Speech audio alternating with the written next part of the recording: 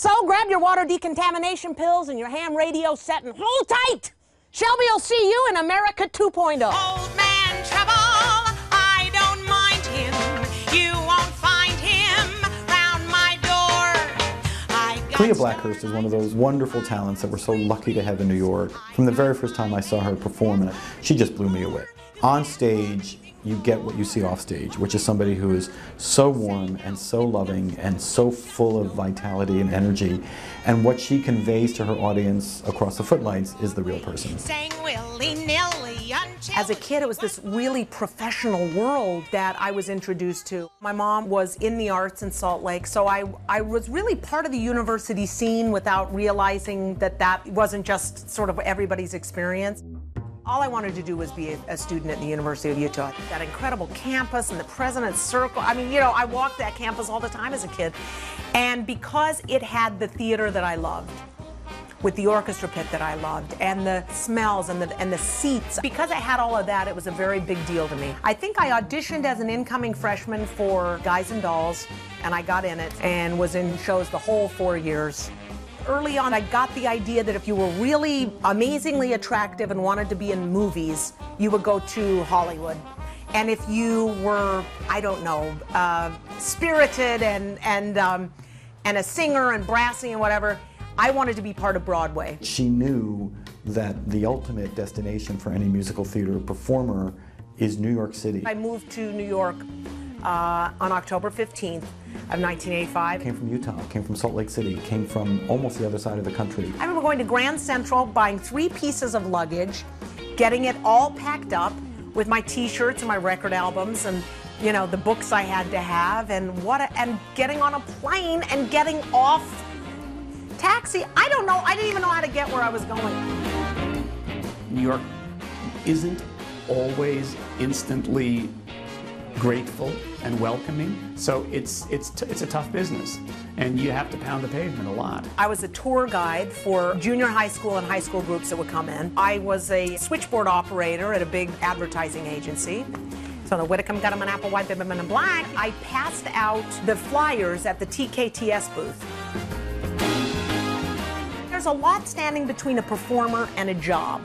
And first of all, you got to get an agent who can get you through to the casting director, who's willing to say, yeah, I guess you could play that part, and get past them to get in the room with the creatives, the directors and the choreographers, who then can say, no. She's been pretty resilient about dealing with rejection and just moving on, which is what an actress has to do. But it led me shortly after to write something called Everything the Traffic Will Allow, which is a celebration of Ethel Merman. She was the great, you know, really the greatest star of Broadway's golden age. All of a sudden, one of these magical momentum things started happening behind it, and everybody wanted to see it. She sings her songs, she tells stories about her, she's hilarious. No kidding. I loved it. Maybe we can have her on the show. We should. She's excellent. What's her name? Klea Blackhurst. Klea with a K. Ethel would only sing one way, and the way she sang was this. When you see Klea or hear her perform, the name Ethel Merman comes to the forefront very quickly. That's not at all the only thing I do, but it's the only one people really care about. The Onion is that satirical newspaper that's been around forever that people love, and they finally were making their leap to television with Onion News Network. There's another Onion News Network anchor refusing to give up her post. Earlier today on Cross-Examination, Shelby Cross weighed in on the asteroid about to destroy the Earth. She understands a kind of sort of out there performance and performing that isn't done very often these days because there are not a lot of people who know how to do it. It's the hippest thing I've ever done. She seems to be game for anything and up for anything, and I will always admire a performer like that. You might do a voiceover one day and Sweet just got a whole lot smarter. You know, that's your job today, or a TV commercial. I came home to a family reunion. They're like, well, what's going on? I said, well, you know, I just sang at Carnegie Hall. Oh, great, good for you. My Uncle Bob comes over, he's like, I just saw your Frosted Mini Wheats commercial. And everybody's like, you have a Mini Wheats commercial?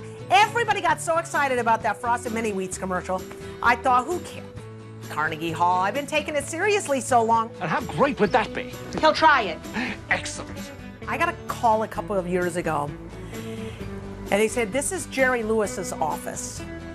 Mr. Lewis was wondering if there was a time that you could come and meet him.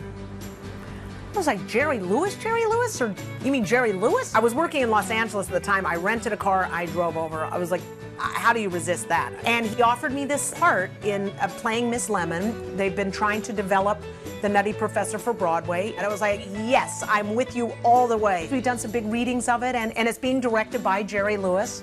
So that's a trip. He's been really good to me, and he's a real supporter of what I do. Like, he just likes me. It's been amazing. For our sake, selfishly as an audience member, I'd love to see her someday in a Broadway show. Hopefully, we can all go see The Nutty Professor on Broadway, and I'll be right there as Miss Lemon. That would be, oh, my dream come true. Amazing. I just want to thank the University of Utah, the Alumni Association, the Department of Theater for giving me this incredible honor. It's very humbling, actually. And I want to thank Ann Decker.